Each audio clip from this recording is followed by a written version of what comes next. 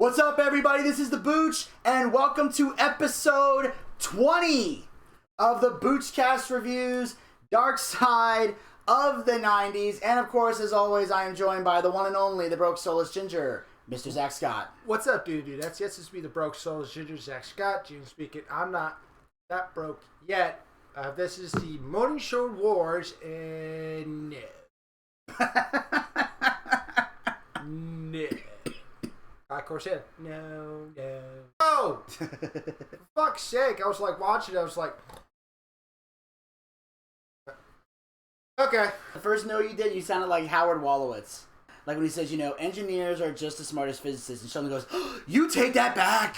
And then Howard goes, no. That's literally how you sounded on that first one. Now, of course, ladies and gentlemen, Zach is right. We're getting into the Morning Show Wars this week.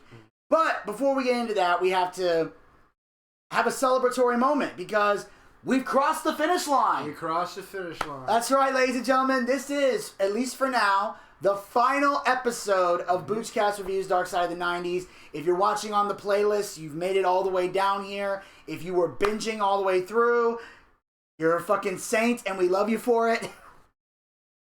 Yeah. If you think for 1 second we're going to make fun of anybody that binge watched all 20 of these, you're out of your fucking mind. Nope. We are grateful. Very, very grateful. Thank you for sacrificing a weekend to enjoy all of this. Yes. So, now the reason we say for now is because at the time that we are recording this, we have not heard anything about a Season 3 of Darkside of the 90s. Now, we do know that Season 2 came out in the summer of last year. So, we're assuming maybe in the summertime, it might come out again at this Season 3. Now, here's how it's going to work. If there is, in fact, a Season 3 of Darkside of the 90s, you can expect to see us back here again doing the show. Once we watch them, get everything we need done, get ready to watch, you guys will be able to enjoy this journey with us if there's Season 3. If there is no Season 3, well then, the next time you're going to see us, it'll either be on YouTube, it'll either be a random skit, or Season 4 of Dark Side of the Ring, when Dark Side of the Ring returns. Yes. In the 90s, Americans wake up to a war being fought for their hearts and minds. TV networks battle over morning show treasure. Heroes will rise, others will fall. The on-screen fun and games makes a hyper-competitive world of pirates and predators. For decades, America starts its day with two things. Coffee, this fucker right here, and morning TV news. Not this fucker right here. And not me either. Me either. Nah. Nope. I start my day off with soda in a shower. Well, it used to be soda in the shower. Now it's just shower. Mine is usually a cup of coffee, a little bowl of green wonderful stuff, and then I proceed from there. Yes, so that's what we got here. By the late 80s, these programs will have the largest audiences and generate the most profits of any show on network TV. But behind the happy talk is a serious cutthroat competition at stake. $1 billion in annual ad revenue. Yeah, that's how much morning TV makes. That's billion with a B. Apparently, these guys have no lives. Morning shows are the cash cow of networks, with a sizable premium paid for being number one. Whether it's Good Morning America or the Today Show, it brings in about $500 million a year. And it's not necessarily that the people don't have lives. Mm-hmm.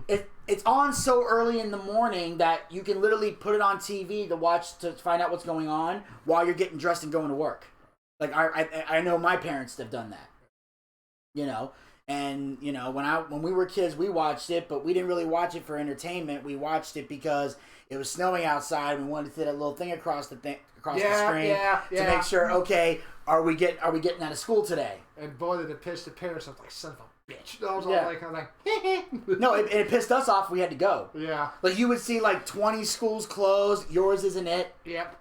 Yeah. Fortunately for me, I went to a military school, so we went to class we didn't have a choice, even if it was snowed in, because we slept at that school. We could walk to the class easily. We didn't have to take the fucking bus. Oh yeah, I remember one time there was a guy that did, I think it was like a radio thing where the guy was on the radio, but the camera was on him in his radio studio. You see that sometimes on TV, and it was literally this one guy, and he would just run through the counties, like he was like fast as hell. He'd be like, Forsyth County Schools 2-hour delay.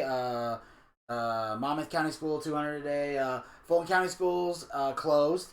Forsyth County, 2-hour delay, no morning kindergarten. And he would just go down the fucking list. And if you missed it, you're like, fuck! You're like sitting there waiting. School closed. Yay! Freedom! Or you saw 2-hour delay, which is like, fuck. Okay, does that mean we're going to have a short day? Or are they going to add an extra 2 hours? You didn't fucking know. I think it was a short day usually. Yeah. So sometimes you lucked out with that. But then there were times where it was just like, you didn't know what was going to happen. By the way, I will say this. As someone who also lived in New Jersey and lived in the North for most of his life, you Atlanteans have no idea how good you have it. You have no fucking idea how blessed you are. And I'll tell you what I mean by that. One sheet of ice will shut your whole city down. In New Jersey, that's a hiccup. For me to have a day off in New Jersey, the snow had to be up to my fucking waist. Like, you would have to walk out and the lower part of your body could not be visible. One time, my dad made me walk to a pizza place to go pick up a pizza. It was literally all you saw was the box of pizza as I'm holding it above my head, trudging through the snow. You actually make you do that for real? Once. It's only because the pizza place is literally a block away.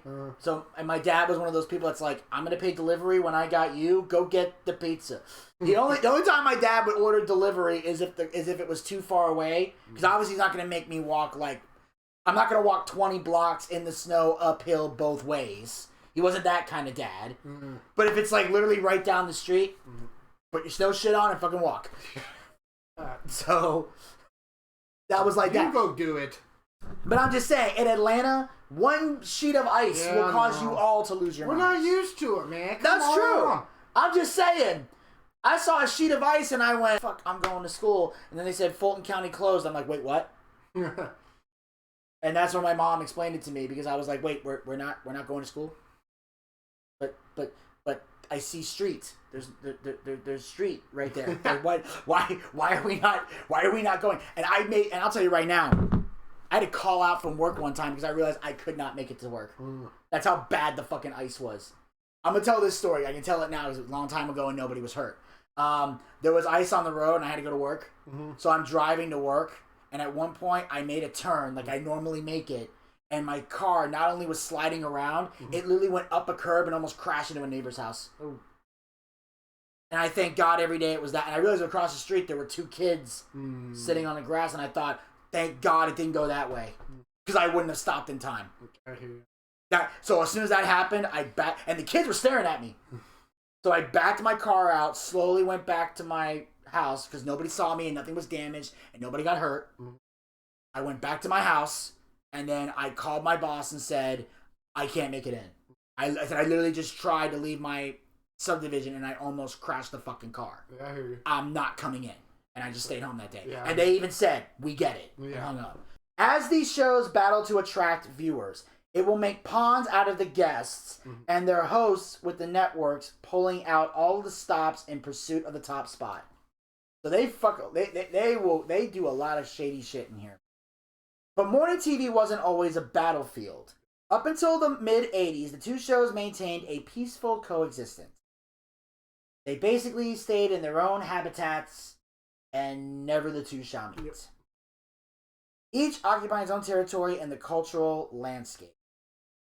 The Today Show was the first out of the gate, and they set the format for morning news. NBC launched it in 1952. So it's been around for over 50 years. Do that. Or longer. Longer, 60. I think it's like 60, right? Over 70 here. 70? Yeah. Fuck! Technically I was right, it was over 50. It was over 50. But I was a couple decades off on the number. Yeah. Hosted by Dave Garroway and his sidekick chimpanzee, J. Fred Muggs, Today spends 25 years as America's go-to for early morning information. The motherfucker had a chimpanzee for a sidekick. Dude, we can't do that today. All the PETA guys would... Well, it depends on animal abuse. Well, it depends on what the chimpanzee is doing. Yeah. If it's just sitting in a chair, that's not abuse. But if they're making it jump through hoops or, do a bunch of crazy tricks, they might go, you can't treat an animal that way. Hey, the animal makes more than I do. Literally, dance, monkey, dance. Dance, monkey, dance. From the 50s through the 70s, the Today Show mirrors back changes in American society, with Barbara Walters evolving from a Today girl reporting from the Playboy Club just as a bunny to the first woman to co-host a morning show. Barbara Walters. I remember Barbara Walters. Now, I know for those of you that know Barbara Walters today, it's hard to imagine her dressed as a Playboy bunny. A, because of how sophisticated she is, and B, you don't want to burn your corneas and have nightmares. But believe it or not, at this time, and I learned this from watching the show, Barbara was pretty hot. Like, you ever seen somebody, but you only know them as old? Then when you see younger pictures of them, you're like, oh, I totally would have tapped that. Like, you ever seen a girl that's so hot when she's young, it makes you still attracted to them when they're old? Yeah. Like, they're old and wrinkly, but you have that young look in their head, so you still want to fuck them? Yeah. Like, I'm not saying that with Barbara, but I'm saying there's a few people, I've seen their younger pictures, and even though they're old, they're like, there's a part of me that still wants to do it. Like, it's fucking weird. Yeah. Like, I noticed that. Like, Barbara was a hottie. Holy it's hard to imagine, but it's true. And, again, this is during a time where, you know, not a lot of women were doing, you know, news anchor spots. Yeah. So, as we mentioned many times before on this show, she had to pay her dues. Yes, she did. And that was her paying her dues. I'm doing this Playboy bunny crap to get my foot in the door so eventually I can do what I'm doing now. Co-hosting morning news, being a legit anchor. Now, once she reached that level, she pretty much said, I'm never doing this shit again, and you should. Once you reach that co-anchor level, you're like, yeah, I ain't doing this silly shit again. But while you're still paying your dues and working your way up the ranks, you gotta do what you gotta do. Be the team player, keep your foot in the door, play the game, and then once you get to the level, don't go backwards, and then keep moving up. And that's what Barbara did. Apparently, most people don't know her as that. We know her as the only sane person to ever host The View. That's Barbara Walters' legacy. The person who brought logic, common sense, and rational discussion to The View. Because you notice how bad it is after she left. Since she left, it's basically been a three-ring circus of cackling cunts. Oh.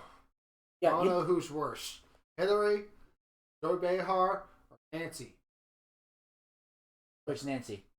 Pelosi. Say your last name. I don't know what Nancy you're talking about. Well, Hillary Clinton, Nancy Pelosi, or Joy Behar. Well, Joy Behar is just a cackling cunt on The View, so she's at the bottom of the list. She's not a threat. Hillary is pretty much banished from politics. So Nancy Pelosi would have to be number one. Although she is stepping down, I've heard. Yeah. So if she's actually legit stepping down, then it's hard to say who a threat is because they're all out of the picture. It used to be Hillary, but Hillary's not a threat anymore. No. You know, she had her shot. She fucked it up. She's not going to be the president. Go away. Yep. She was don't bother me. Yeah. She was unlikable then. She's unlikable now. No wonder Bill Clinton had. Yeah, it's like, can you believe he cheated on his wife? No. How do you know? We've seen his wife. Yeah. Walter helps boost the Today Show's appeal to the people making up the majority of morning show viewers, homemakers and housewives. Because also, keep this in mind, back then during this time period, not a lot of women were working. This is back when women were mostly at the house and the men were going to work. Yes. That's the 50s and the 60s. That's why, again, most TV shows were catered to women because they were staying home more often. That's why most daytime shows are, you know, morning talk shows have mostly females. Yeah. Most in the afternoon, that's why they had the daytime soap operas, because those were for women. Although some of them are not bad. I got into a Days of Our Lives phase for a while. It was not that when I was in high school. It wasn't that bad. At first I watched it because I was like, I was flipping through the channels. I went, it's like holy shit, this is like softcore porn in the afternoon. Fuck. But then eventually I realized it was only like every couple episodes. Yeah. But the story they were telling at the time was actually not that bad. It actually had me glued to the TV. But then once I went back to school, because we moved here in the summer of 2003, so I went into that phase for the summer. Then once the summer was over and I went to school and I stopped watching it, I eventually stopped once it got too ridiculous. Yeah, I understand that. After a certain point, I'm like, okay, this is just dumb. I can't watch this anymore. Today's status as the sole morning news show ends in 1975. When another network climbs into the ring, ABC decides to create Good Morning America. They've been around since 1975.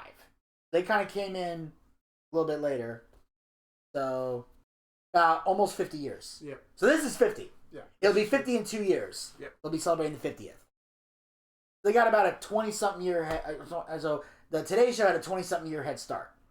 Turning on Good Morning America, or GMA, viewers were immediately struck by how different it looked. People sat in living rooms and couches. It was less about a news show and more about a show in the morning. It was more folksy and American. So that's what made them different. They weren't really necessarily doing the news. They were just, hanging, kind of like what we're doing now, sitting on leather couches, in a comfortable, in like a studio area, just talking and interacting with the people. That's kind of how the show went. It was, us basically, like kind of what we're doing here. So they were trying to be more, hey, watch this for entertainment. Today's show is giving you like, this is us with the morning news, and here are the school closings, and here are the some of the sports updates, and here's what you can expect on your morning drive. And Good Morning America was kind of like, hey, here's some funny skits.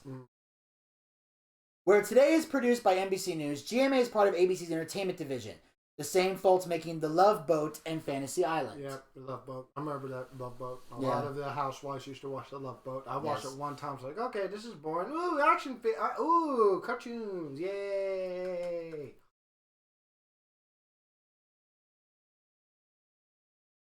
The plane, boss, the plane. The plane. The plane. The plane. The plane. The plane. The plane.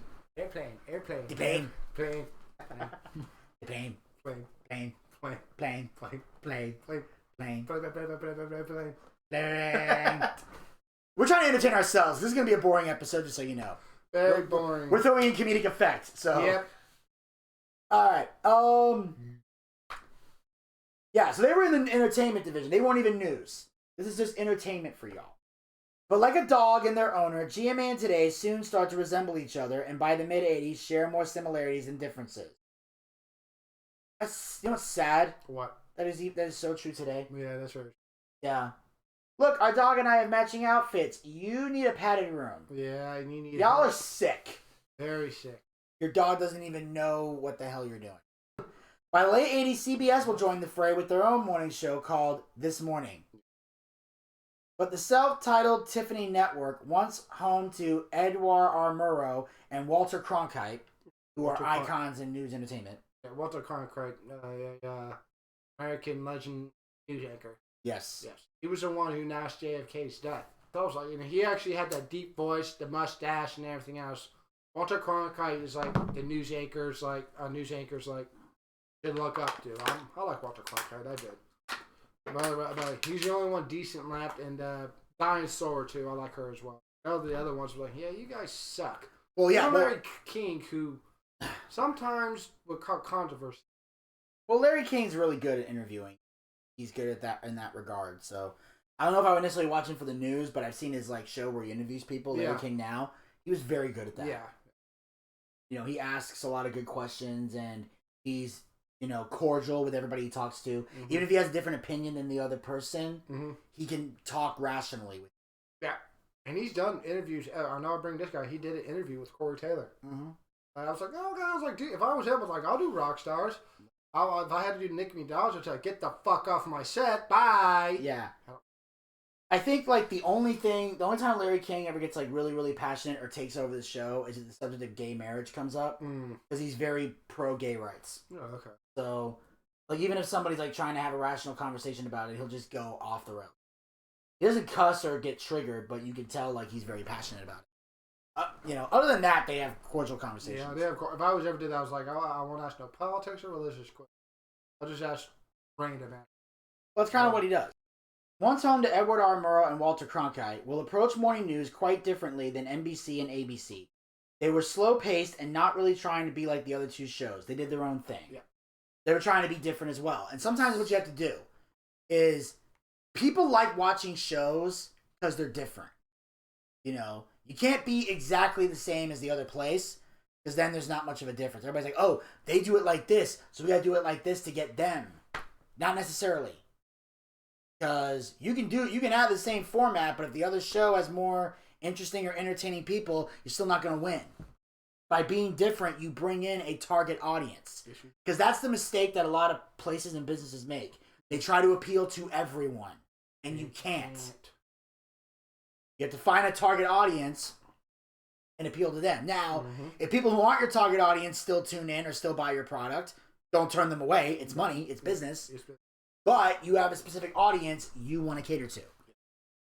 What does that mean? It means CBS's commitment to hard news will put the network firmly in third place forever. Yep. So basically, CBS this show never goes anywhere. No.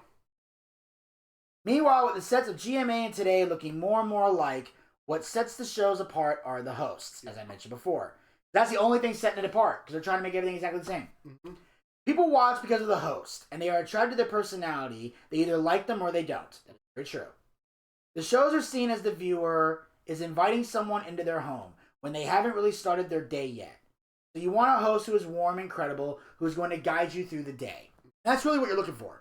You know, you want to have that person that's going to be warm, welcoming. Good morning, everyone. Hi, how's everybody doing? Exactly. You know, that's why we're glad we're on. That's why I'm glad we're on YouTube. Don't have to watch our fucking language. Well, not just that, but I schedule the shows to come out in the afternoon. Yeah. So that way, by that point, you're already up. You're already enjoying your day. So it's okay if we're like, this stupid motherfucker. You can't do that in the morning. Yeah. In the morning, you got to be like, good morning and welcome. We want you to start your day with us. Wake up, dun dun dun dun. You know, that kind of thing. In 1987, after a decade of finishing behind Today, GMA trades in David Hartman for a young White House correspondent named Charlie Gibson. Gibson will work alongside the show's veteran co-host, Joan London. I don't know if some people remember her. And together they will go head-to-head against today's power couple of Bryant Gumbel, some of y'all know him, and Jane Pauley. Yes, Bryant Gumbel does the sports shows nowadays. Yeah. Bryant Gumbel was a fantastic host. A master of the form, he was a great interviewer.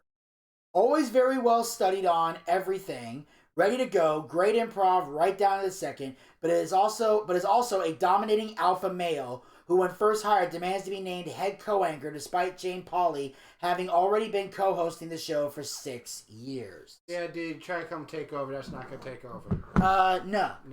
Now that's fucked up. Yes. Oh, and also that, I don't know if he got that gig or job or title or not. I have to remember. Maybe it mentions it later, but if he did, that is so disrespectful.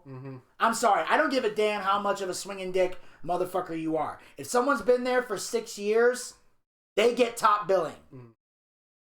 That's just the way it is. Yep. I'm the head anchor. Fuck you, motherfucker. No, you're not.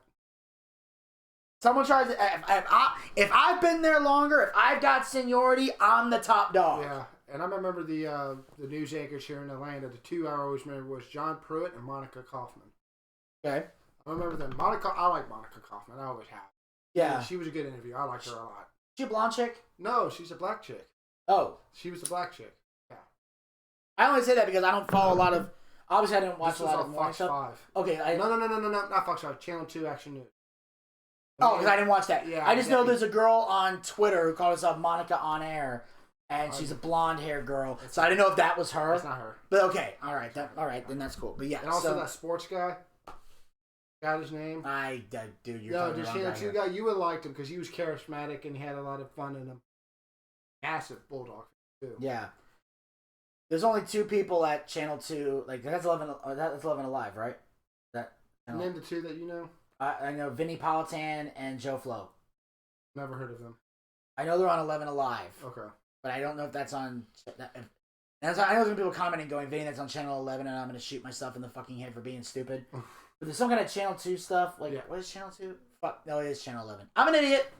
Yeah, I'm a fucking idiot. Don't listen to me. And whatever you guys do, listen to CBS, Fox 5, but whatever you do not pay attention to CNN. Well, yeah, everybody knows that.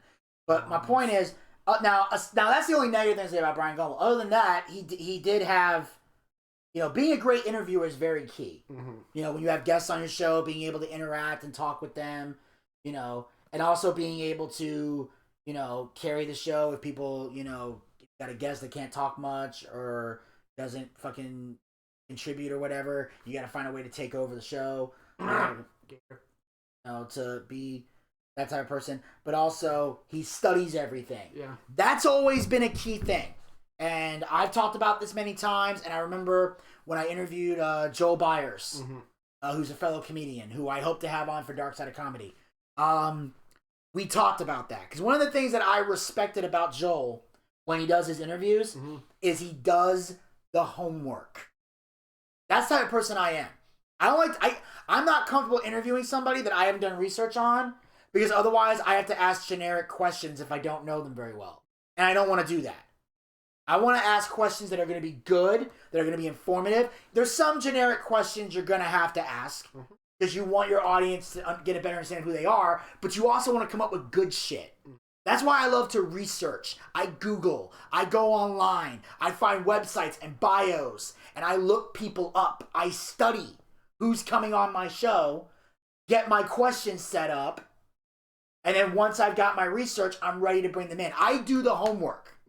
Even for this show, you notice I have my phone with me. Why? Because I took notes. I had things written down. I'm doing the work. You do the work. And the reason you do the work is so that when it comes time to record, you know your shit, you're on point, on task, on message, and you can entertain the crowd. Yes. And that's why you notice the only time I don't know what the fuck I'm talking about is when we're improv and shit.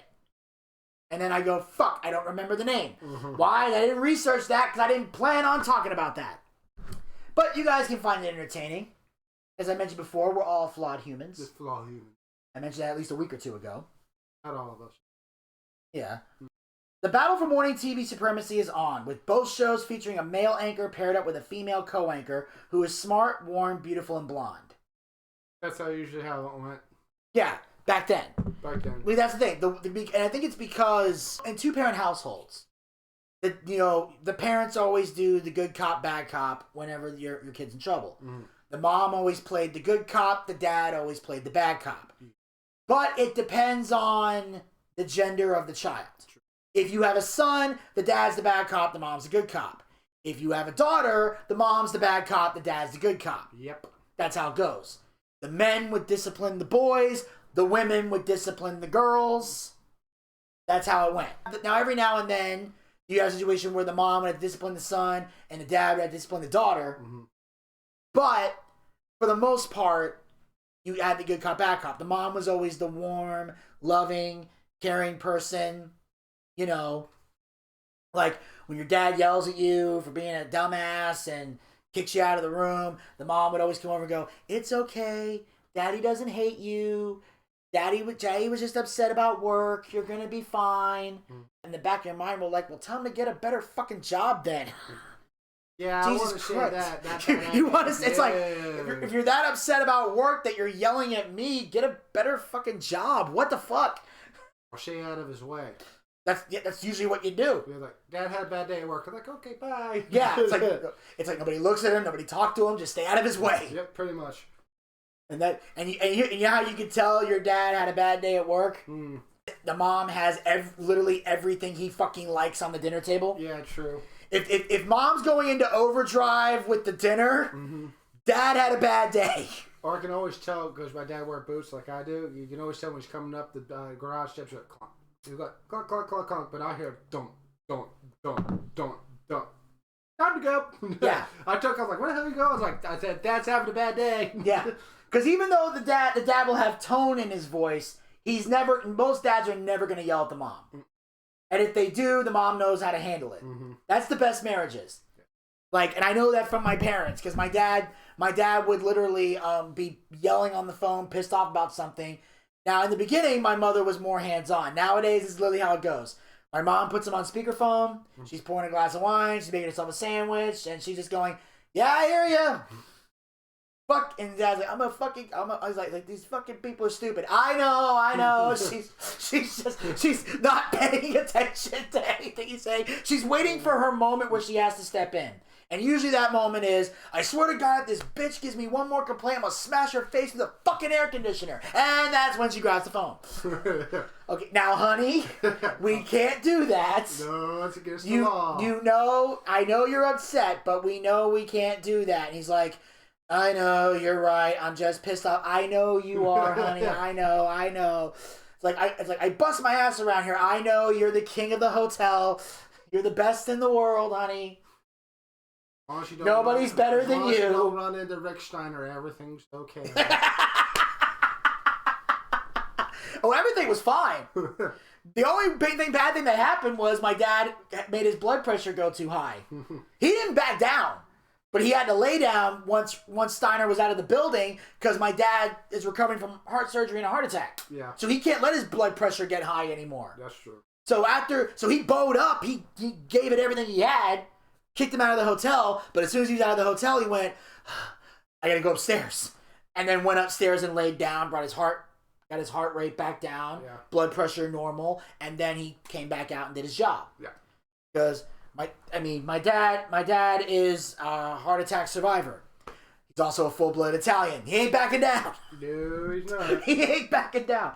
So and that's literally how the conversations would go. So that's why that was the woman's job, to be the warm and the nurturing and everything, and the guy being like, "Stay tuned, Action News. Your kid's doing drugs in the school underneath the school bleachers. Details at 11." And in other news, the kids were safe, and it turns out they were not doing drugs. It was just spray paint. Mm-hmm. And in other news, a bird flew through the sky. Back to you, Johnny. And Johnny was saying, "Oh, son, the bird flew into a window and caused something horrible to happen." Could this be a new sign of the bird flu? Details at 7. I'd be surprised in today's fucking. Turns out it wasn't the bird flu, it was just a bad cough. Back to you, Johnny. Pretty much. With weatherman Spencer Christian, Charlie and Joan's on-screen chemistry leads today's show executives in unfamiliar territory. Second place. And Joan did not look good in silver. And with the gap widening between their show and GMA. So now it's like, oh shit. This ain't doing very well. Nope. They ask Bryant what the problem is, and he blames the weatherman, Willard Scott, for dumbing down the show with honoring people who are turning 100 years old. He also blames Gene Shalit and says he is causing problems. What kind of problems? Suddenly, the private dysfunction of today's show goes public when someone leaks Gumbel's memo to the press. Yeah. Now it looks like the family is fighting, but Brian assures everyone they're still a happy family and they'll still be here long after the headlines have been forgotten. Enough said. Do you believe that in any sort of way? Oh, fuck no. There we go. You think for 1 second, if I'm the weatherman and you say it's my fault? Kenny, your fault. Oh, really, motherfucker? I'm the one that has to carry your ass.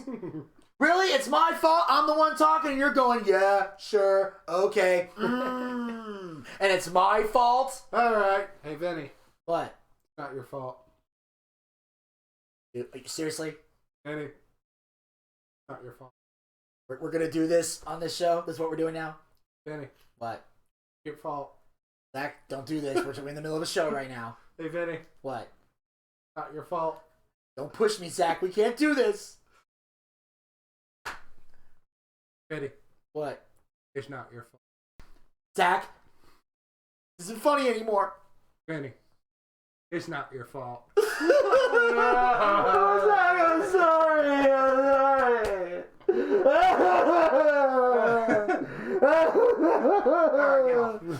Still better than Matt Damon. Anyway. Has anybody ever seen that? How many times have we done that? Too many goddamn times. I couldn't help myself. I remember one time when we go off and we did it in the middle of the grocery store. People were like, God, shut up. I'm like, Zach, we're not doing this in public. People are going to think we're fucking gay.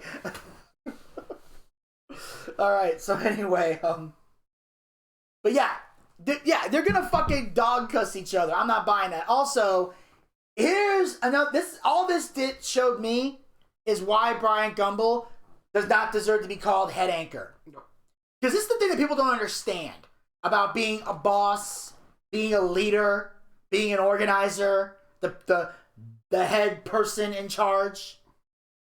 And at the risk of being braggadocious, I'll say this. As a leader of the Boochcast, as Elvis used to call me, the fearless leader, let me shed some leadership knowledge onto people right now. If you're going to call yourself the boss, if you're going to call yourself the leader, there's more to being a boss than just telling people what to do and getting your way. It's like they said in The Lion King, when Mufasa talked to Simba, there's more to being king than getting your way all the time. That's part of it, but it's not the only thing. Part of being the leader is leading. You lead the team. Yep. If you have a weak link, you strengthen it as best you can. And if you can't strengthen it, you fucking get rid of it. Yep. But you at least make the attempt to strengthen up your weakest links. You do the work. And here's the problem. If you're the boss, if you're the leader, and shit's not going well, you get a chunk of the blame automatically, regardless. And I'll use another example here. On The Apprentice, back when Trump hosted The Apprentice before he was ever president, every time a team lost, there would always be 3 people up for elimination. 3. Of the 3 people in that seat, the project manager was always up for elimination. Whoever it was for that project.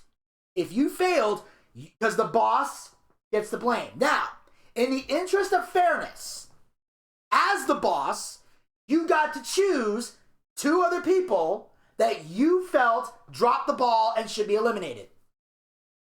Those 3 go up to the suite with Trump and the 2 people that are with him, and they're usually 2 of his trusted advisors or people in his company who are smart, and they would let them plead their case. You plead your case, Trump gives his final analysis on what he saw and what he knows about, and then he would look at the person and say, "You're fired." And it would either be the project manager or one of the other 2 people. But the project manager was always up for elimination. Why? Because you were in charge. You were the leader. So the burden falls on you. Now, if Brian had said, these 2 people are to blame, but as the leader, I take responsibility as well. Obviously, there's more on my part I need to do, but at the same time, these are the 2 people, that'd be fine. But when you're putting the blame on everybody and putting none on yourself, you ain't a leader. You're not the head of the table. You are not the tribal chief. If you are going to put blame on everybody and not yourself. As the boss, the burden is on you. Because you're in charge. You're in charge. That's the drawback to being the boss. Yep. There's a lot of perks. There's also a lot of responsibility. A lot of responsibility. And apparently Brian Gumbel wanted the perks of being the head anchor, but he didn't want the responsibility. No, he did not. Enough said. Enough said. But not everyone will still be there. With its morning show still trailing GMA, NBC decides to break up the Today Show by engineering a divorce. They bring in Deborah Norville to join the team, and this creates the perception that they're trying to get Jane Pauley off the show, and that the executives and Brian Gumbel are trying to push her out. Viewers don't like it. Because they love Jane. Yeah. Bryant, not so much. No, I think he was kind of a prick. He was kind of a prick. He's not very likable. I don't think he was sexist, but I don't know. No, I'm not saying he was sexist. I'm saying he wasn't likable. No, he wasn't likable. I'm likable to a certain extent. Because if he was sexist, they would have brought in another dude, not another girl. He wouldn't work with a woman if he was really sexist. It wouldn't work like that in today's world. You need one woman, one man, and it's always been like that. Well, yes. I totally agree with that, too. Yeah, it's always been like that. Yeah, and it didn't change back then. Sure as hell ain't changing now. Sure as shit not changing now. Yeah. Yeah, it would. It's not. Yeah, it would not go away. And I'm not saying it should, because clearly it's a winning formula. As a war continues to simmer at Today, another boils over on TV screens across America. Yeah. During the Gulf War, CNN's 24-hour news cycle makes it the home for news junkies looking to keep on the fighting.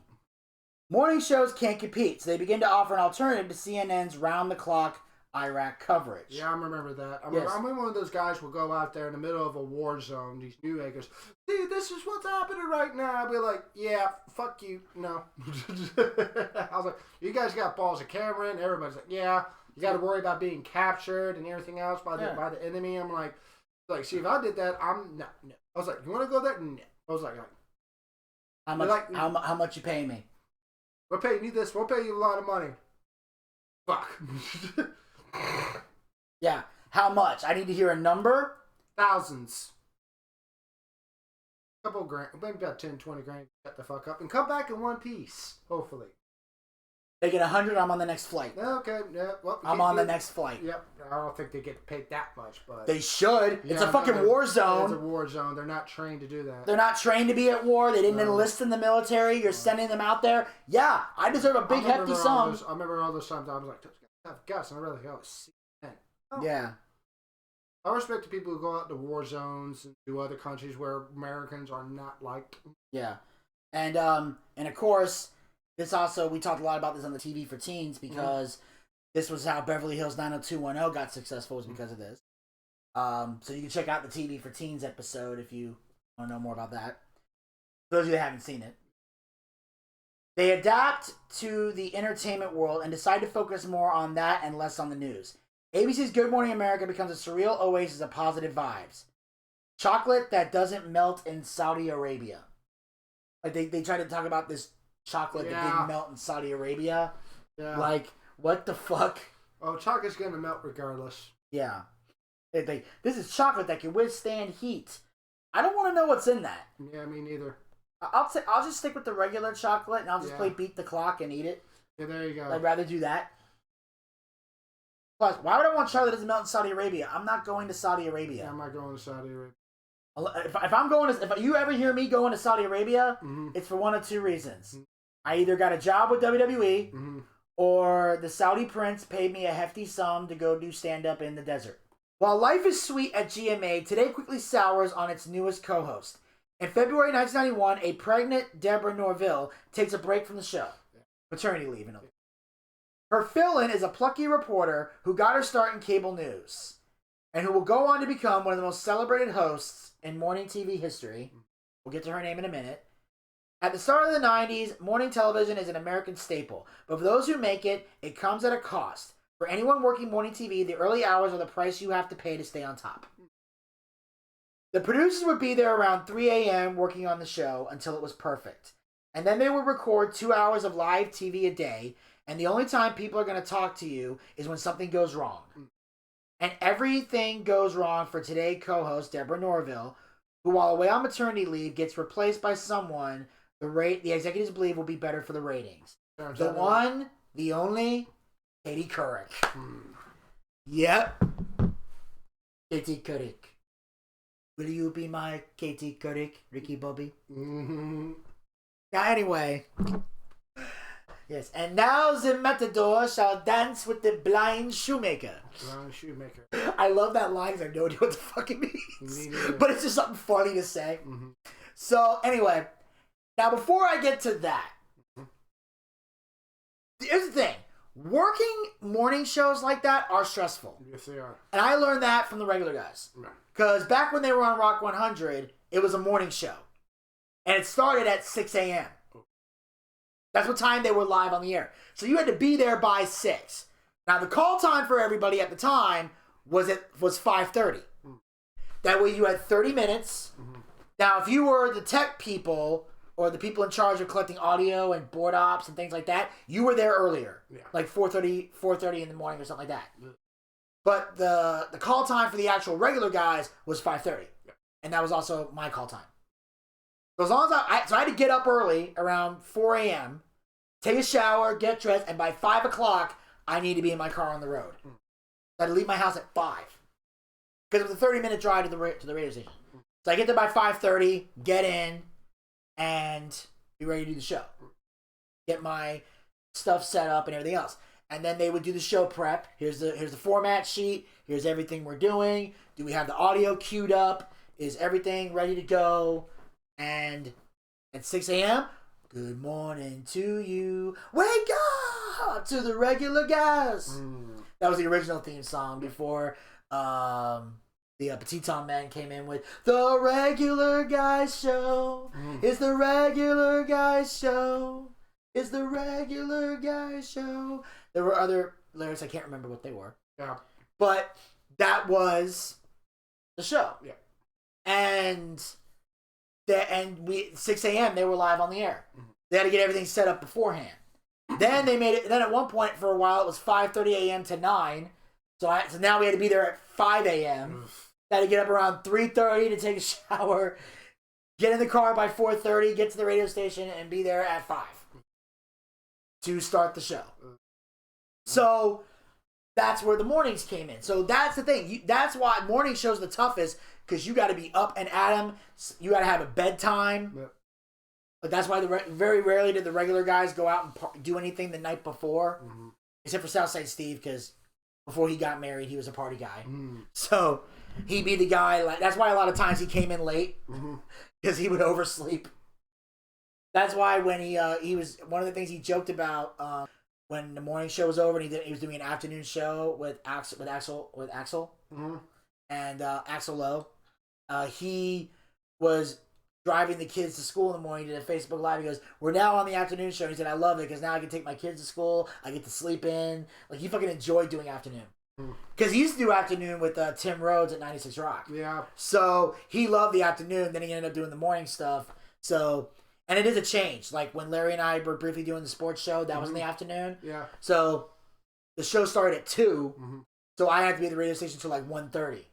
So I could get up. I actually get up, have a morning, sleep in, leave my house. I leave the house around 11:30, noon the latest. So I could get there by 1:30. I remember 99X with 3 people, Barnes, Leslie, and Jimmy. I remember I loved the hell out of them. I did like them. My mom and dad like them. I like them. Today's radio talk, rather than what we do, podcasting, sucks. Radio just no good anymore. Yeah. Boring shit. There's too many pop and country stations. We don't have any good rock stations. Thank you.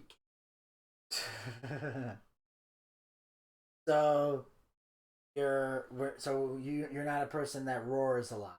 I'm a person that roars a lot. I just don't know why we need any more poppy bullshit, crappy music stations. Thank God for Spotify and YouTube. I know. I thought he would get it too. Anyway, at the time she went by Catherine and was a former CNN Washington correspondent and producer. When Couric starts to attract higher ratings, Norville's 5-month maternity leave becomes never-ending. So basically, they kick her to the curb for Katie Couric. And like I said, at the time, for a while she went by Catherine because she wanted to be taken seriously. But then eventually they go by Katie because Katie's more likable. That's really the issue. And that's why on the regular guys, they call me Vinny. Because when I first started doing comedy, I went by Vince. Because when I was younger, I changed it from Vinny to Vince. Because I was getting teased a lot, too many words rhymed with Vinny, I was fucking done with it. So I went with Vince right off the bat, like establishing this is how I want to be addressed. Because you can't find a lot of words that rhyme with Vince that you can really make fun of somebody for. So I went with that. And I was Vince for years until I joined the regular guys. They started calling me Vinny, and it stuck, so I went back to Vinny. Vinny. Yeah, exactly. Not fucking. No, not doing. I'll be annoying as shit. It's not cruel. I was like, no, I understand where he's coming from because you can rhyme anything with Vinny. Thank you for making You're welcome. Couric will quickly prove to be a better foil to Bryant Gumbel's masculine jocularity. Her first test comes just a few months into the gig when the head anchor puts the rookie on the spot, like Norville before her, taking maternity leave. Couric proves she can hold her own by giving it back to Gumbel as good as she gets. And she's talking about like maternity leave and leaving, and he goes, "Well, Bryant, you take vacations all the time. What's wrong with that?" And like firing back at him. And that's kind of what they're looking. A lot of times, anyone who's a dominant alpha, whether it's a male or a female, if you can match them, they respect that. Yeah. Like a lot of times, because if a guy's walking all over everybody, he gonna walk around. But then sometimes, every now and then, a girl will clap back with something. You see the guy go, I like that. Yeah, I like it. Okay, not bad. More of it. You're like, yeah, not bad. Hard. The best example of that was on The Fresh Prince. Yeah. When Vivica A. Fox made a cameo where Will Smith went on a date with her, but she was this bossy, controlling, like, crazy bitch. Like, she was already establishing they were a couple before the salad even came to the table. They're on the first date. And then, like for example, like, the waitress came over and was asking questions, and Will's smiling and saying, "Yeah, we're ready to order." And she got mad that she thought she was flirting with the waitress. He's like, "No, I'm talking to her. Why are we looking at her? Because you make eye contact when you talk to somebody?" So it all got crazy. Basically, Vivica A. Fox is being a bitch the whole night. And then finally, Carlton snaps And he doesn't cuss at her because it's Carlton. He's like, he goes, "Excuse me, ma'am, but your behavior for this entire evening has been unacceptable and disrespectful to everyone here. Now, if you continue with this unnecessary behavior, you are going to take a cab home. We're going to finish the evening without you. Do I make myself clear?" And the crowd is clapping because they're like, "Oh!" And here's the thing: all of a sudden they do that. They play the love music like da da, like that harp music. Yeah. And then there's hearts all over the place. And she's smiling and she goes, "Yes, Carlton." And Will's like, "The fuck?" and he put her in her place, and she was so impressed with it. She went from being this alpha female to the biggest submissive in the world. But only Carlton could make her do it. Because Will tried to do it and she basically told him off. And then she made... So she's sitting there licking envelopes at the end at the house. Because Carlton invited her over. And they're all letters of apology to everybody she's ever insulted. That was a lot of letters. And she goes, "Have you finished them all?" She goes, "Yes, Carlton." She goes, "And don't," I can't remember her name, so I'm just going to say Vivica for the sake of this. She goes, "And don't worry, I'm going to put him in the mail. I'll put him in the mailbox tomorrow." And he goes, "Vivica?" She goes, "You're right. I'll hand deliver them." And she gets up and leaves. And then Carlton looks over at Will and Jazz and he goes, "I really should write a book." And walks away. And it was Carlton just being the smoothest operator. Smooth operator. Damn straight. Damn straight. Today now has a female co-anchor whose charms can diffuse the often overbearing Gumbel. So they found the yin to his yang. Yeah. But the show still has a behind-the-camera move to make before it can once again challenge Good Morning America in the ratings. Dick Ebersol steps down as overseer of today's show. His replacement is an ambitious young producer named Jeff Zucker. If you followed the feud between Jay Leno and Conan O'Brien, you know Jeff Zucker very well. Hired just 4 years earlier by NBC to intern at the Seoul Olympics, Zucker is promoted to the top spot on the network's most profitable show. He went from intern to network executive. That's pretty ballsy. No, I'm not ballsy. That's pretty good. I don't know why I say ballsy. Well, no, it's ballsy on the network, not ballsy for him. Nah. But I'm like, fuck. Was he that damn good, or who did he blow? If you go from intern to top spot, you are either fucking amazing as an intern, or you can suck a good dick. I don't know, so I'm only speculating. Golf ball through a garden hose. Oh, yeah. Jeff wants to address a younger audience and wants the first half hour to be intense and focus on breaking news, being the story of the day. Whether it's OJ or something happening at the White House, Jeff wants today to be there and to be there ahead of his competitors. Yep. And he finds a willing accomplice in Katie Couric. Yep. So now they're changing the format up to keep things exciting. Like to be attention grabbing, in other words. While in the White House interviewing First Lady Barbara Bush, Couric is prompted by Zucker to switch her focus to the nearby president. Couric then challenges Bush on the role he played in America's unlawful sale of weapons to Iran. Couric's Today's Show exclusive traps the president in a lie, and she's celebrated as a journalistic hero. Coming just weeks before the election, her interview with Bush contributes to him losing. Because apparently they did sell weapons to Iran. I heard the rumors before, but okay. Well, apparently they were rumors. They were only speculation, but because Katie Couric was like jumping down his throat. So on the one hand, she got the answer. But on the other hand, she went... It's one of those things where she's blindsiding somebody or jumping down their throats and everything else.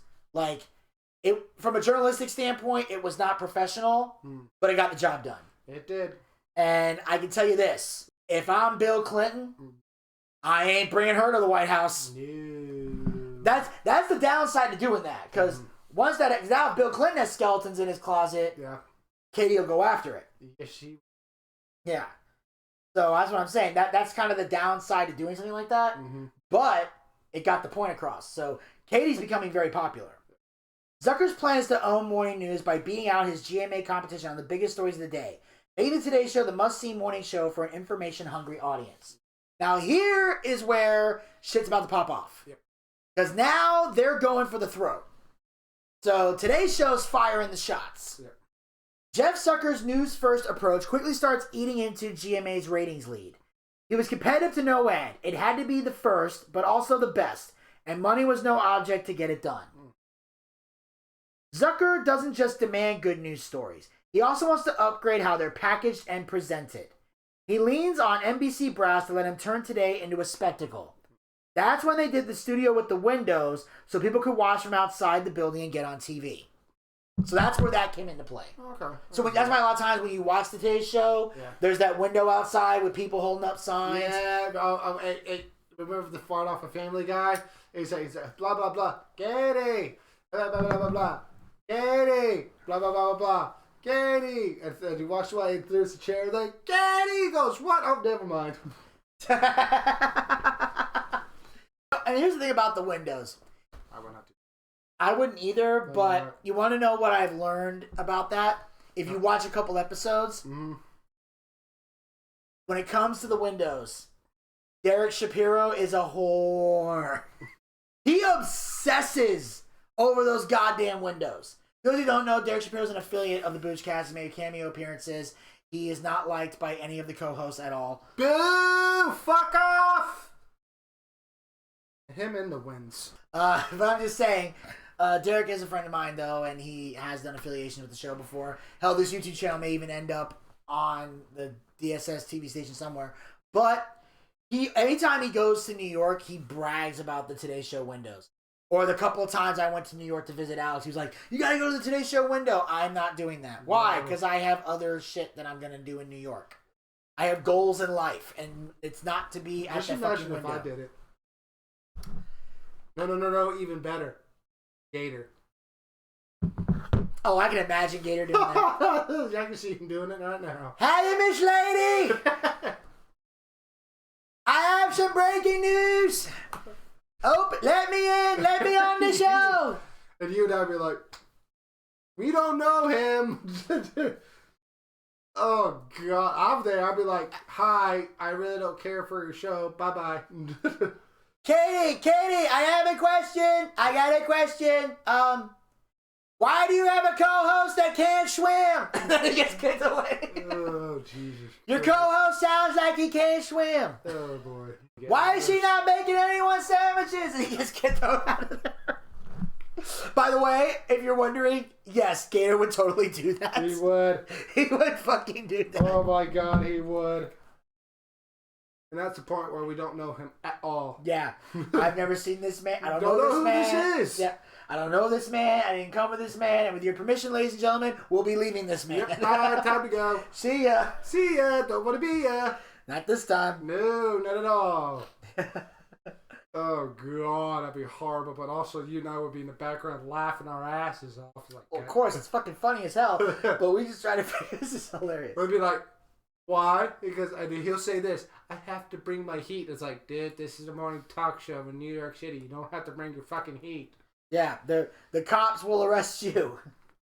Yeah. I guess you have to call good old Jim Cornette to bail your ass out of jail. Yeah, and the law offices of Stephen P. New.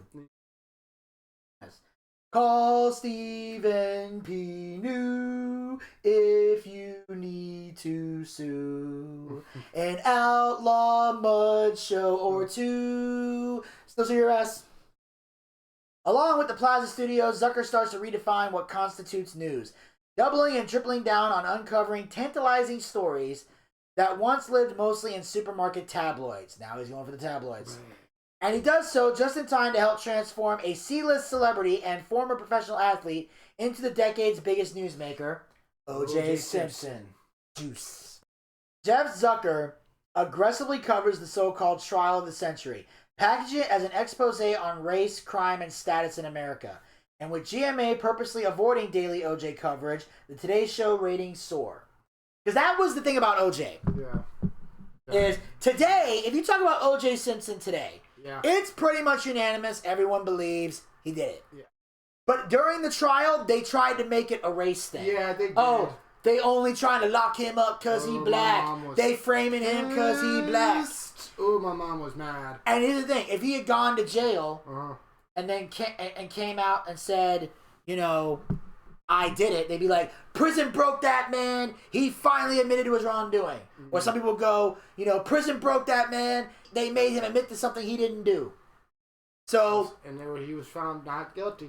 That's why Cuba Gooding Jr. talked about that. Mm-hmm. When he was on Steve Harvey's show, he talked about how when they did the People versus OJ, the goal of it was not to say he was guilty or innocent. It was just to tell the story. Yeah. Even though Steve said, look, Cube, look, you and I are cool, but OJ killed everybody in that driveway. A lot of people thought he did it. Yeah. And all of a sudden, several years later, he goes to prison for stealing his own shit. Fucking hilarious. It's fucking hilarious. And people hate him. Like, I was like, dude, if I saw OJ, I'd be like, I don't like you and walk away. I would say that to him. I honestly don't know what I'd do. Yeah, I don't know. I don't know, dude. You know what I would do? You know probably what I would do? Mm-hmm. Shake his hand and be friendly. I ain't gonna fucking die. Y'all sitting out there going, you're a murderer. Why would you yell that to a murderer? Yeah. If someone's a murderer, I don't want to make them angry. I want to live. Nobody knows what truly happened. We don't know. None of us. We were too young to fucking understand, but I remember being on TV, though, all the damn time. I'm just saying, I don't have to like him, but I don't want to die if he's actually a murderer, so I'm not going to anger the murderer. There was no bullshit. He was sounded not guilty. I was like, okay, what can you do? Like, he yells at somebody for being a murderer, and then he murders them. My answer's not going to be, oh my god, he was right. You know what my answer? You know what my response is going to be to that? What's that? Fucking white people. Because it's going to be white people that do that dumb shit. Yeah. Black people shake his hand, and they walk away, because black people don't fuck with crazy. No, Unless it's female. And also, that one guy was locked up with, I forgot his name, or watching him TV. Man, you white people are fucked in the head. I go like, what the hell do you mean? He's like, you guys like to mess with sharks and alligators and poisonous snakes and like to do all sorts of crazy shit. That's that. And he just walked, man, that's some bullshit, and just walks away. And I just died right there because, one, he is right. Yeah. Do you see a black man run up the crocodile going up to this is the most poisonous snake in the world that'll make? I'll be like, yeah, fuck you.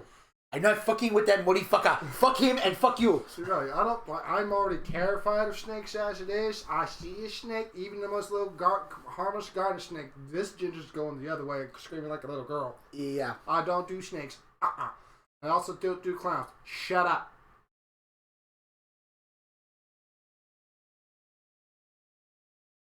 Continue. Hey, Georgie. When NBC executives... I'm not the only one in this world, okay? Fuck you. I'm not scared of clowns. I'm not talking about the evil clowns. I'm not talking about ICP. I'm talking about those fucking circus clowns.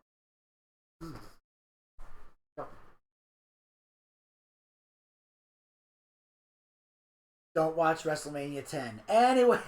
I know, it's not the clown. I just skipped over it. And sorry, the ginger don't like clowns. Anyways. You don't like the Joker? I love the Joker. It's not the... I'm talking about the fucking circus clowns with the big fucking red nose and creepy face. No. There's porcelain dolls, too. My grandmother had them all over the fucking house. It would creep me out. Are you done? Can I continue with this now? Yes, you continue. Thank you. When NBC executives see the success Zucker is having with his expanded interpretation of news coverage, they make a decision that will change GMA forever. They decide to put it in the news division. And it fails because the news doesn't know how to get out of their own way and make a lifestyle show that has some news rather than a news show that may nod to lifestyle, and viewers start leaving.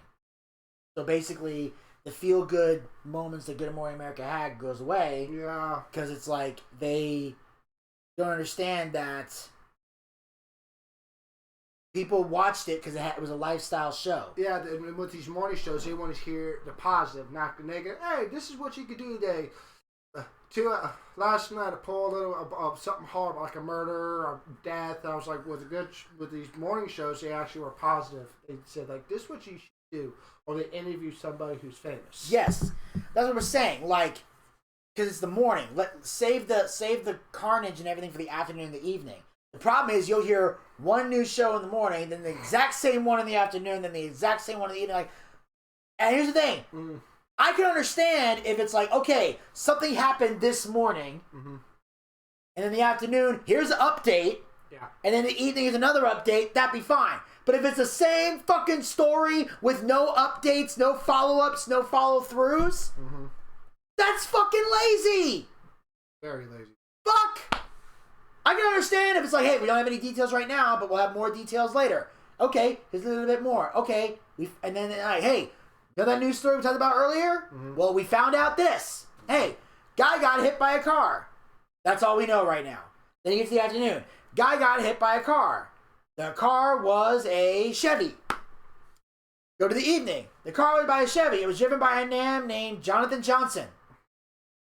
He has now been arrested and taken into custody. The poor guy who got hit lost his sense of smell. It wasn't so much shock, his hair turned red. Anyway. Hey, you brought yourself into this story. I was trying to make it funny. And I made it funnier. Yes, With Zucker behind the wheel and Katie riding shotgun, today motors to the top spot in the morning rating show. So when Bryant Gumbel's contract comes up for renegotiation, and he balks at a 50-50 split of screen time with his more popular co-host, Zucker chooses not to re-sign him. But in a case of be careful what you wish for, Gumbel is replaced by a man who will forever cast a shadow over the show. Matt Lauer. Now, obviously, we're going to talk about Matt a little later in the show, but I like to say something right now with Brian Gumbel. I like to say something right now.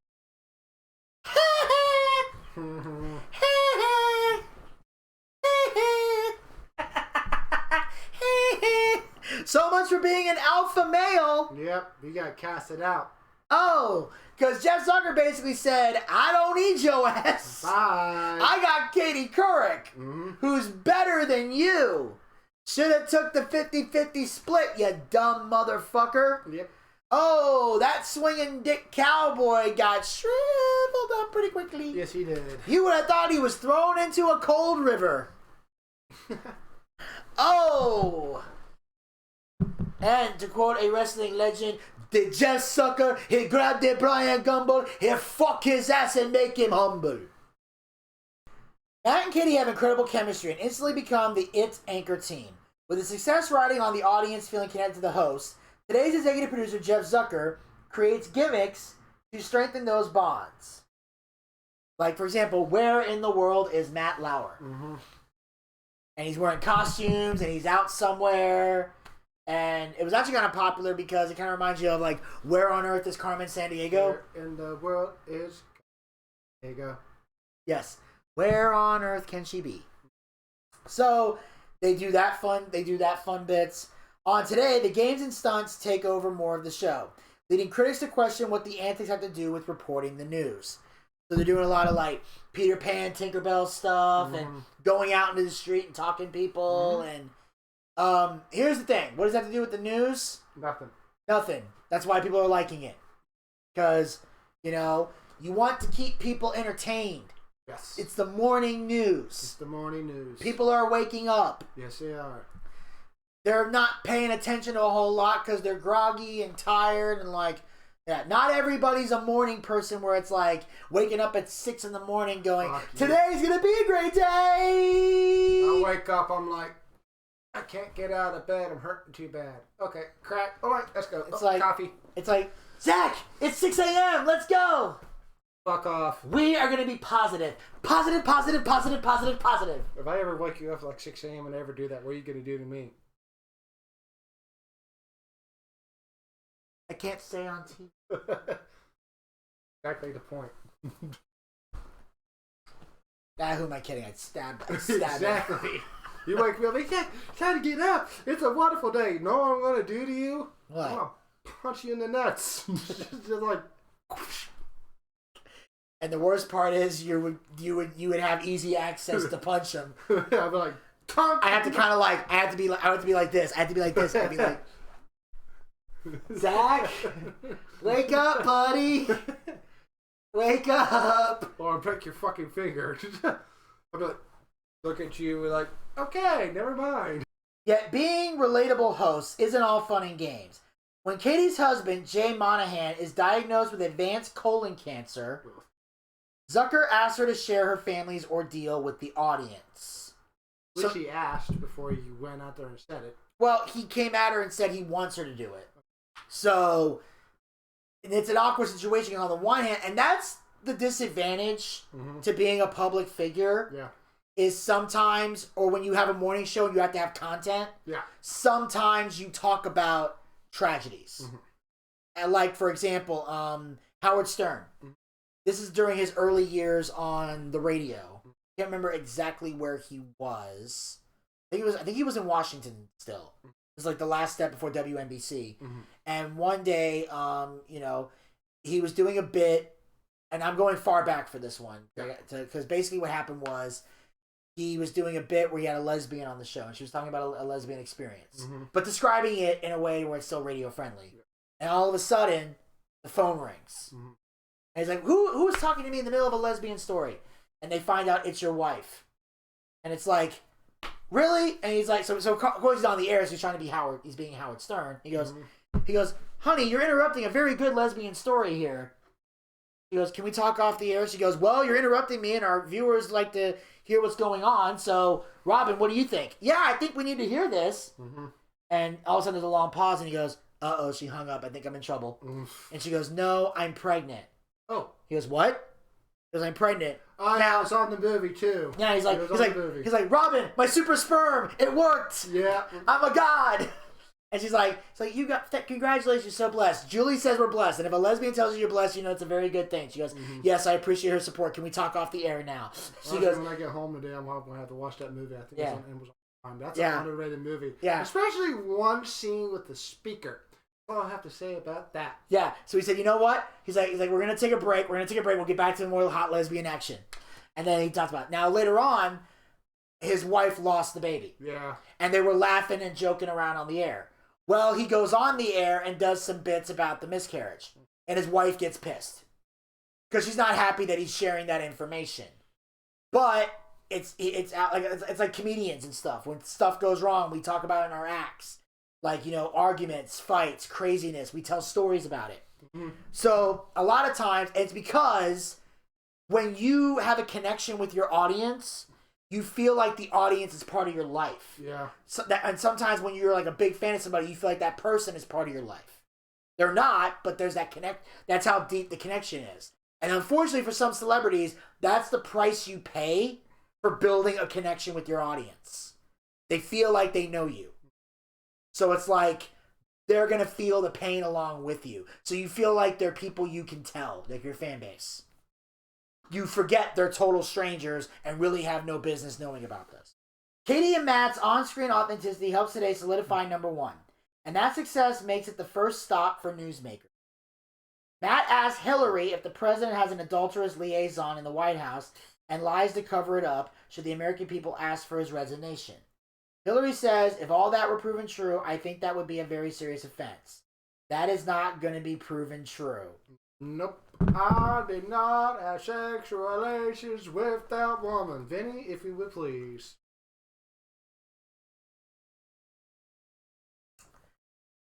This is a classic case of open mouth, insert foot. Hillary. You and Mary Jo Buttafuoco should get together and go bowling. You really should. The only difference between the two of you is one of you got shot in the head and the other one should have got shot in the head. Yeah, they shot the wrong person. But anyway. Moving on. Oh, it's not going to be true. In comes Monica. Here comes Monica. Hillary, we all saw that a mile away. Yeah.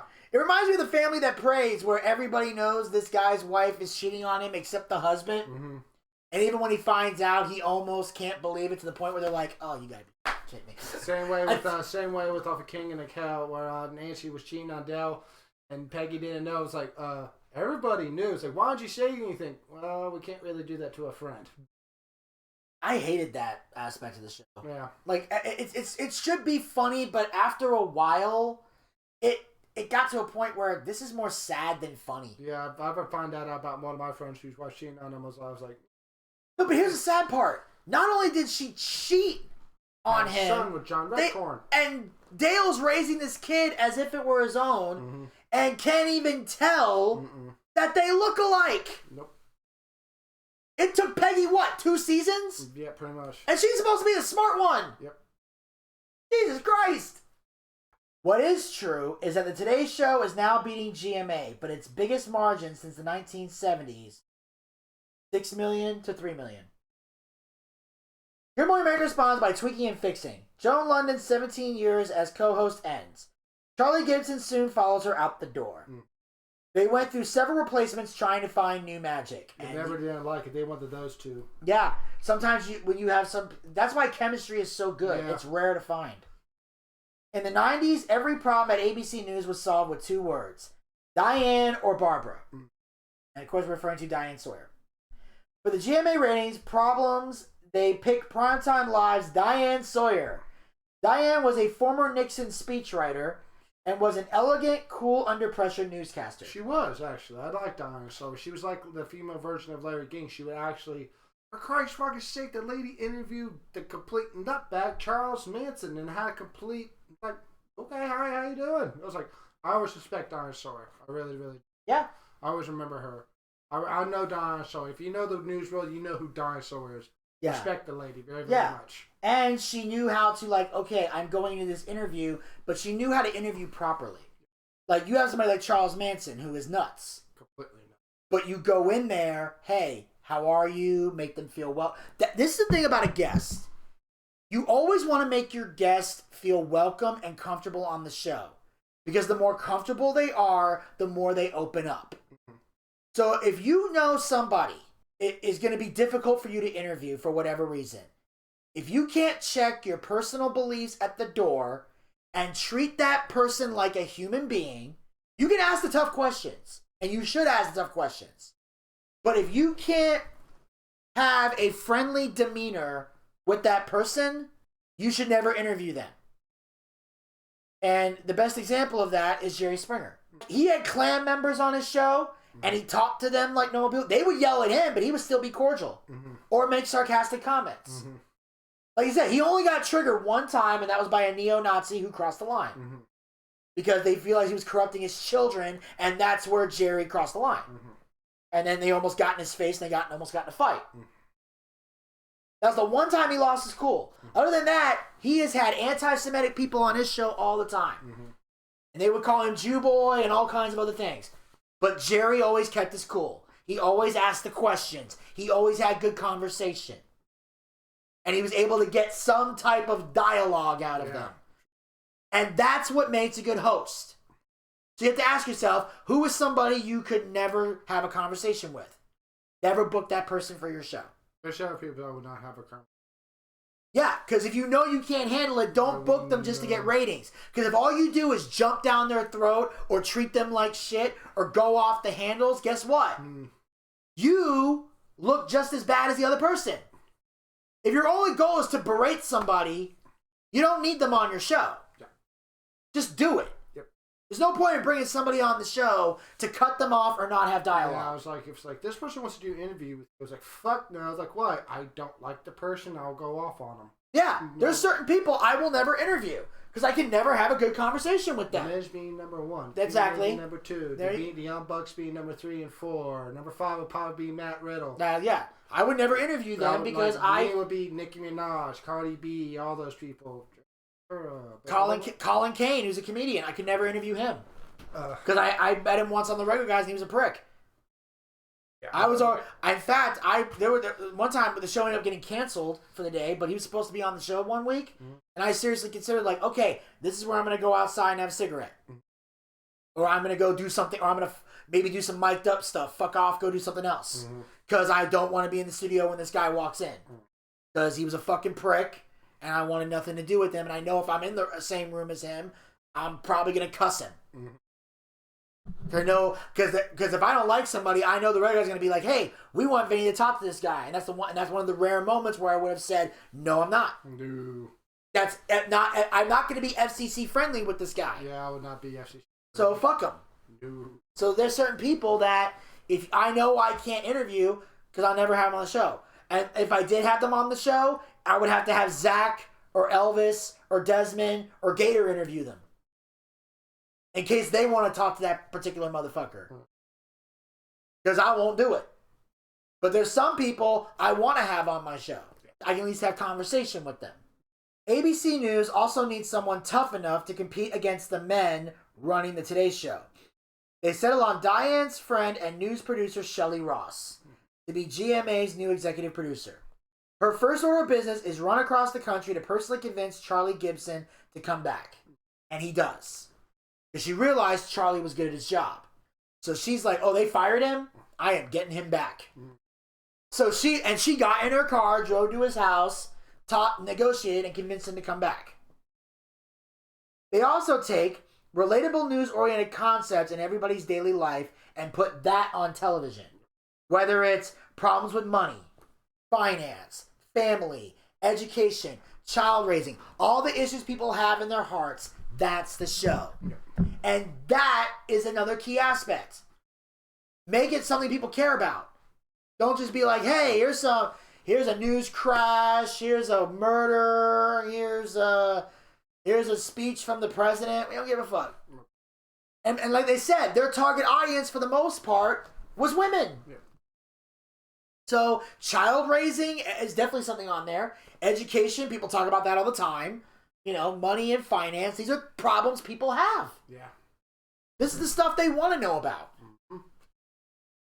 The anchor duo at New Direction works and helps the ratings climb as they close the gap with the Today Show. But Shelley Ross and Diane Sawyer aren't content to being a closer second. They want to win and strategize how to end Jeff Zucker and Katie Couric's dominance on morning television.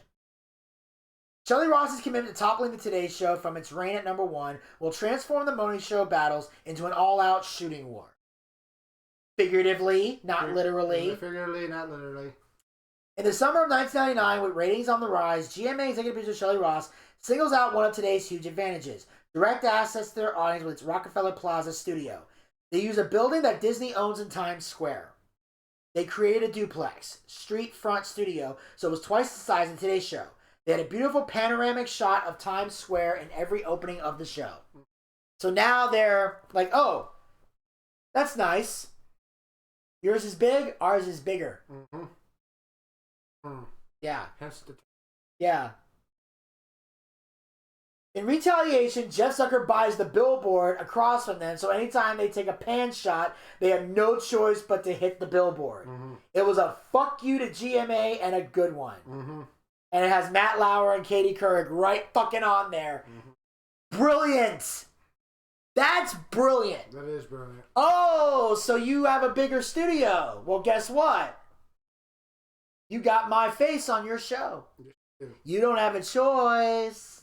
Because I got the biggest billboard. Because money's no object, bitch.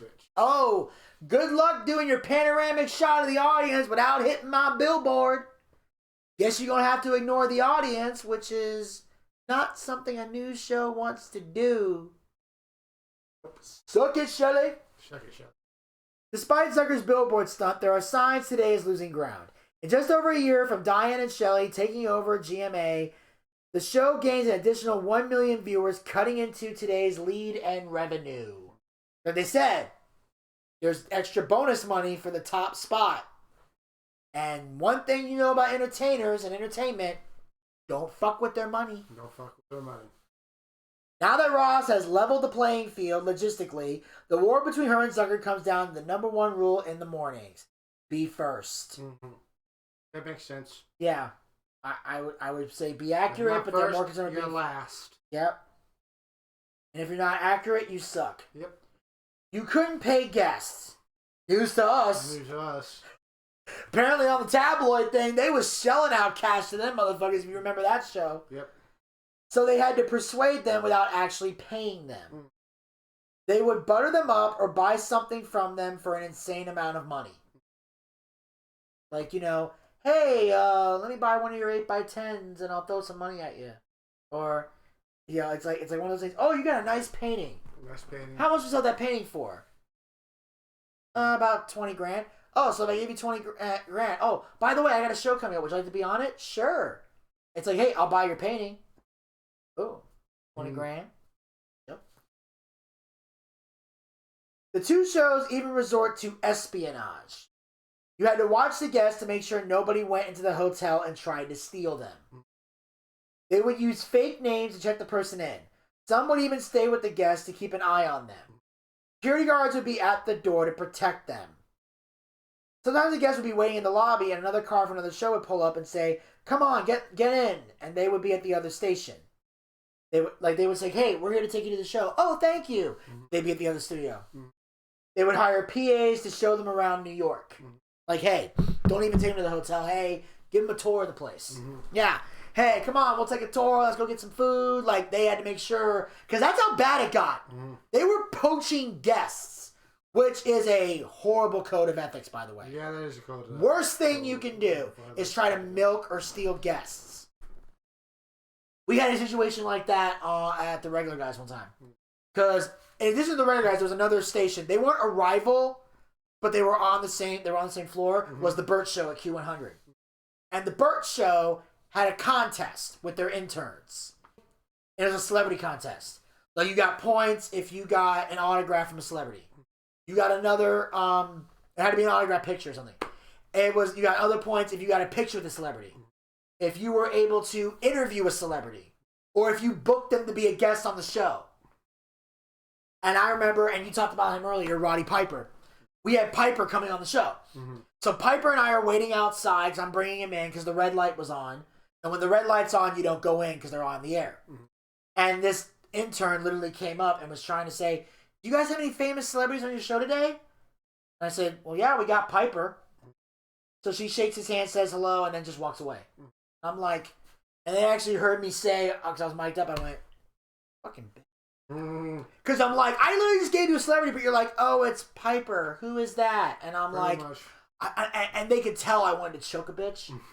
Because I was so disrespectful. But they literally had times where literally Burt Show interns would come into their studio and try to be like, "Do you guys have a guest on today?" We're like, "Yeah." He goes, "Can I talk to him?" They said, "No, get out of our studio." Like, it literally got to the point where Larry had to go to Burt and say, "No, cut this shit out. They're interrupting our studio." And Burt had to tell them, "Don't do that anymore," because it was getting to be hectic. Yeah, I hear you on that. So yeah, and I remember one time I interviewed Burt Kreischer on the Boochcast one time and got in trouble because they felt like I was poaching guests. I'm like, first of all, I called him on my own time. He did your show in the morning and my show in the afternoon. Like, even Tim came over and said, "Don't listen to that. You're fine." He's like, "Did you bother me in the studio?" I said, "No, I called him on his cell phone when I was at home." He said, "Okay, well then you're fine." But because I was like, "Don't ask Burt to be on the Boochcast." I said, "I already did. I called him yesterday." I knew he was doing the Regular Guys that morning, and that's, hell, the reason when I used to stream live, I did it at 12, was not to compete with the Regular Guys, and I was on the show. So it'd be like, "Hey, this show ends at 9 o'clock or 10 o'clock. 2-3 hours from now, here's my show." It gave me time to get home, it gave me time to get situated, and go and do a live podcast. I did everything, and that's why I was offended when they said that to me one time. Or accused me of doing that one time. Because I was like, I go out of my way to not compete with the Regular Guys and show them respect. So the fact they hit me with that, I was so fucking mad at the time. I hear you on that. As the war between Zucker's Today Show and Ross's Good Morning America intensifies, so do the lengths the producers will go to sabotage their rivals. When GMA puts on an early morning concert in Bryant Park, Zucker orders a helicopter to buzz around the crowd. And when Today's Show books a bride from Who Wants to Marry a Multimillionaire, GMA swoops in pre-taping an earlier interview with the coveted guests. They kind of meet them in the lobby, did a pre-recorded interview, boom, and aired it. So they're not playing with kid gloves here. Eventually, the antics between the two shows get so heated that EP, Zucker, and Ross connect to hash things out. Despite her ruthless passion to win, Shelley Ross is never able to fully close the gap on her rival. In October 2000, NBC adds a third hour of Today, banking an additional $70 million in annual profits. They go from 2 to 3 hours to bank extra money. Yeah. Which, by the way, for anybody out there that goes, "Why is Monday Night Raw still 3 hours long?" Because that extra hour makes money. Usually extra hours, you know. Yeah. They're never going back to 2, give it up. Nope. They're not giving up that money. Or just don't watch it. Watch the highlights. 2 months later, Zucker caps off his 6-year winning streak on Today with a promotion to head of the network. Now he's the head of the network. Jeff Zucker running the whole thing. Ending the biggest producer on Producer Grudge match in TV history. So now they're no longer fighting as producers because now he's the head of the whole damn network. Mm-hmm. So he's got bigger fish to fry than beating Good Morning America. He's now got to be responsible for the morning news, the evening news, the afternoon news, the entertainment division. He's responsible for everything at NBC.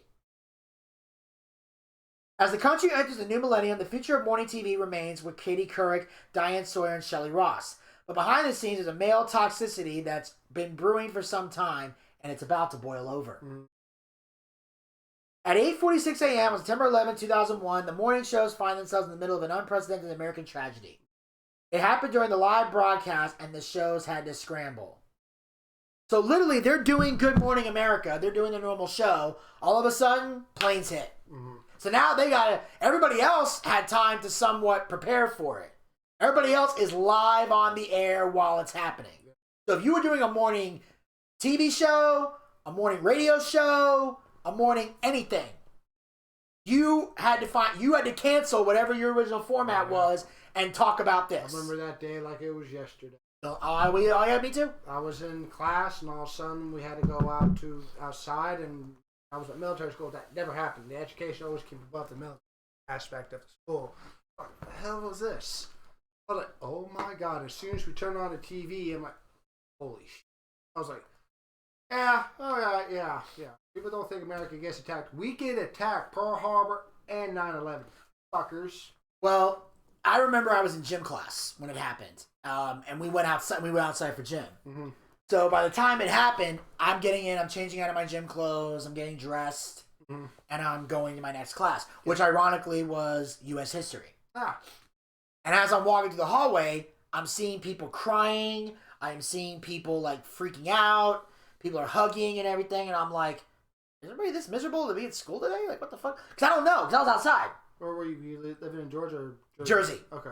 I was in the tri-state fucking area, so I knew there were people who knew people who died that day. Yeah, I got you. Where I lived. So we get into U.S. history. My teacher had the TV on, and I see the second plane hit, and I'm like, "Holy shit! Is that a movie?" Yeah, everybody thought. One guy thought it was a movie. One guy said, "Look, and then someone video game." No, someone told me. Well, I knew it wasn't a video game. The graphics weren't that good back then. Yes. Yeah. Today graphics in video games are kick-ass. Yes. In the early 2000s, they weren't this great. Not even so no, it wasn't that believable. A lot of people thought it was a movie. It wasn't a movie. Yeah. Well, and then I said, and then someone told me, no, dude, that's real shit. And then I saw news anchors, and they told me this is real, and I went, oh fuck. And I just sat in my chair. That's all you could do. Oh, I sat at my desk because we're like, what the fuck was that? Mm-hmm. Like, it was surreal trying to get through the rest of the day. Mm-hmm. People were like traumatized by this. Like, it was a big deal. It was a big deal. In the days and weeks following 9/11, the Today Show is consumed by the story and ratings lag. And GMA audiences are eased into a more prosaic future. Worried about losing Katie Couric during the ratings slump, the now president of NBC, Jeff Zucker, signed her to a record-breaking contract. Basically, $65 million contract. Which basically means $13 million a year for 5 years. Diane was making only $12 million a year. So she's making obviously less than her by like $1 million. They were big numbers, but the numbers that count are the ratings. And while Shelley Ross and GMA continue to close the gap on Today, she never quite manages to win the top spot. So Jeff Zucker pretty much dominated this war. Her brash management style leads some to celebrate her departure in 2006. Apparently, she was such a bitch to work with that people were actually happy to see her go. Yep. And trust me, there have been times in retail where I was happy to see people go. Here in the restaurant business. Yeah, you're there. That's how you know. Like when you leave and they throw a party and they make you think the party is for you, but really it's for us. We're not wishing you well. We're celebrating the fact that like the second you say your goodbyes and walk through the door. All of a sudden, they play Ding Dong, the witch is dead, the mean old witch, the wicked witch. Ding Dong, the wicked witch is dead. Dun, dun. Another one bites the dust. Dun, dun, dun. Another one bites the dust.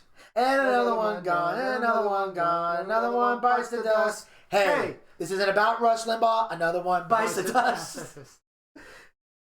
I had to clarify that because we had to clarify from what happened 2 weeks ago. Yep. Finally, in the spring of 2012, GMA earns its first one-week ratings win over the Today Show in over 17 years. So they finally get one. Yep. Katie Couric has long since retired from morning TV, leaving the show in the hands of our longtime headline-grabbing co-host, anchor Matt Lauer. Despite the off-screen drama with rumors of Matt Lauer having an affair with Today Show staff members, the show's troubles are blamed on longtime newsreader and recently promoted co-host Ann Curry, who abruptly shuffled off the anchor desk. It's a move that shocks not only the audience, but Curry as well. Around the time of her departure, Curry says she warned NBC today about Matt Lauer, saying, "I told management they had a problem, and they need to keep an eye on him and how he deals with women." 5 years later, Matt Lauer will be fired from the show from allegations of sexual misconduct. Oh, we never heard anything like that before. Yeah. Shelley Ross finds out the center of the hashtag MeToo movement reckoning when she accuses Fox News anchor Roger Ailes of sexual harassment. Yet despite all the turmoil, morning TV marches on. It's neck and neck and back and forth. It's still a constant fight, I'll bet in a somewhat reduced capacity. The smartphones changed morning TV. They now have become streaming shows because nobody turns on the TV for the news anymore. They check their phone. And that's exactly what I do. That's what I do. I check my phone every day. I don't even check morning news. You know what I check? What? Facebook. I'm checking my social media because I'm a comedian. I do social media management. So social media is the first thing I check in the morning. Yes. I check my Facebook, I check my Twitter, and I check my Instagram. Yep. I'll just check my Facebook. Yes. Yeah, he's neglected the Twitter and the Instagram. Although I wish you at least go on Twitter to retweet some of the shit that I tag you in, if for no other reason. But other than that, do what you want with Instagram. But anyway, now they said allegations of sexual misconduct. Now, here's my question. He's having an affair with Today's Show staff members. Here's how I look at it. If they are consensual, then he shouldn't have been fired for that. If it was not consensual, or he was doing this, or like, you know, forcing himself onto the women or pressuring the women to do it for like fear of losing their job, then yes, he deserved to be fired. And again, I don't remember all the details because I didn't look too much into that, but I'm just saying that's how I look at that. Now, they said sexual harassment. That's the only time I ever really like, okay, what kind of sexual harassment are we talking about here? Did he send her a naked picture? Did he expose himself? Did he actually say something derogatory? Or did he just compliment her looks and she misinterpreted it that way? Like, that's why I like, whenever, like, if somebody said sexual assault, I'm like, okay, that's bad. Obviously, if that's true, there's a firing. But mostly with sexual harassment, sometimes it's actual harassment, other times it's a misunderstanding. Yeah. Like, there are people who literally say, hey, you look beautiful, and get hit with a sexual harassment charge. Because a lot of times with harassment, I need to see the details before I pick a side. So sexual harassment is like, I need to hear more. But sexual assault, I'm like, I need to hear some details, but I am feeling bad for the victim a little bit. Yeah. So that's the difference to me. Because sexual harassment is usually words. Yep. Assault is actually touching someone, which is not appropriate. Not at all. So that's where I'm like, okay, I would kind of need to hear more details before I pick a side on that.